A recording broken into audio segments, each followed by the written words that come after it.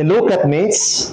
On April 2, 2025, history unfolds in the Archdiocese of Haro as Bishop Medifil Dodong Billones officially assumes his role as the 7th Archbishop of Haro. This sacred moment is marked by the liturgical rite of canonical possession and installation, a ceremony filled with deep meaning, sacred tradition, and powerful symbols of the bishop's mission. Apang, ano gid bala ang mahanabo sa sining rito kag ngaa ini importante? Let's take a closer look. This is Father RJ from JSCAT, and welcome as we continue to simplify catechesis by making it cat short.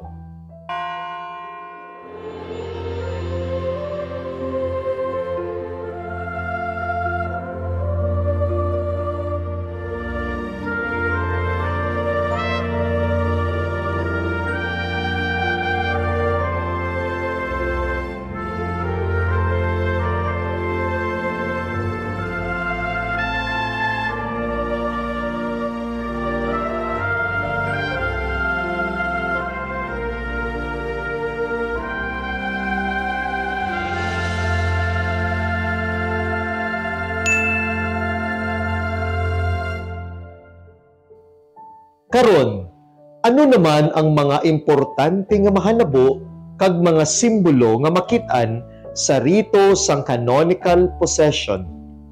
Ang rito sang canonical possession may ginasunod nga isa ka structured liturgy nga puno sang mga simbolo nga nagasaysay sang misyon sang arsobispo. Ini ang masunod. Una nga bahin, the procession and the entrance into the cathedral. The procession represents the bishop's journey of faith and his entrance into his new mission. Si Bishop Dodong, the newly appointed Archbishop, arrives at the Haro Metropolitan Cathedral, welcomed by the clergy, religious, and faithful. He is escorted to the main doors, where he is received by the Apostolic Nuncio or a representative of the Holy Father. Ini nagasimbolo sang autoridad sang bag-o nga arsobispo na ginakilala sang bugos nga simbahan. This symbolizes the Archbishop's authority being recognized by the Universal Church. Ikaduwa nga bahin, the presentation of the apostolic letter. Before taking possession of the archdiocese, the apostolic letter from the Holy Father is to be read aloud.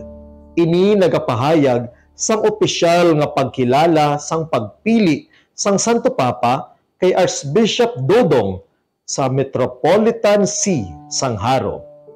Canon Law, Canon number 382, paragraph 3 states, the apostolic letter must be read in the presence of the College of Consultors and the people. Importante ini nga hitabo tungod diri formal kag opisyal nga ginabaton sang katilingban sa mga tumuluo sang lokal nga simbahan ang bag-o nga arsobispo as the new shepherd of the flock. Ikatatlo nga bahin, the sitting at the cathedra, the symbol of episcopal authority. The cathedra, or the bishop's chair, that represents his teaching, governing, and sanctifying role. After the apostolic letter is read, the new archbishop is led to the sanctuary and seated at the cathedra, the bishop's chair. This is the significant moment of the rite, because it symbolizes that he has now taken possession of the Archdiocese of Haro as its chief shepherd. Catechism of the Catholic Church number 1578 says, the bishop's seat, the cathedra, signifies his role as the teacher and guardian of the faith. Ikaapat, the pallium or the Metropolitan Ikaapat, the pallium for the Metropolitan Archbishops. As a Metropolitan Archbishop, Bishop Dodong will later receive the pallium, a white woolen band symbolizing unity with the Pope and his authority over the suffragan dioceses under the ecclesiastical province of Haro. Pope Benedict XVI says, "The pallium represents the yoke of Christ and the responsibility of the Metropolitan to care for his brother bishops." With the official assumption of his office, Archbishop Dodong begins his mission to shepherd, to teach, and lead the people of Haro in faith and holiness.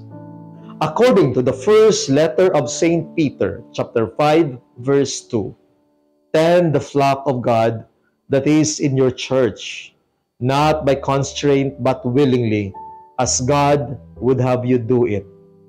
Gani sa ato nagahilapit nga pagsaksi sang sining hitabo hindi lamang para sa kabuhi personal ni Bishop Dodong, kundi sa kabuhi sang buhi nga simbahan sang Haro. Aton ipangamuyo si Bishop Dodong.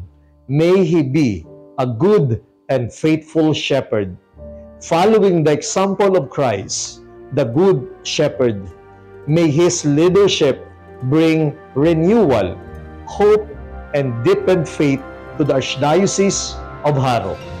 Ad multos años, Archbishop Dodong, as he bears his motto, "Lord, you know everything.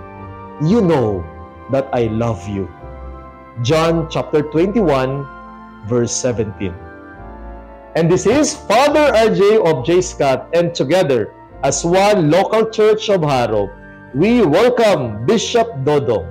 Kinitaray naman kita on our next episodes as we continue to simplify catechesis by making it cat short.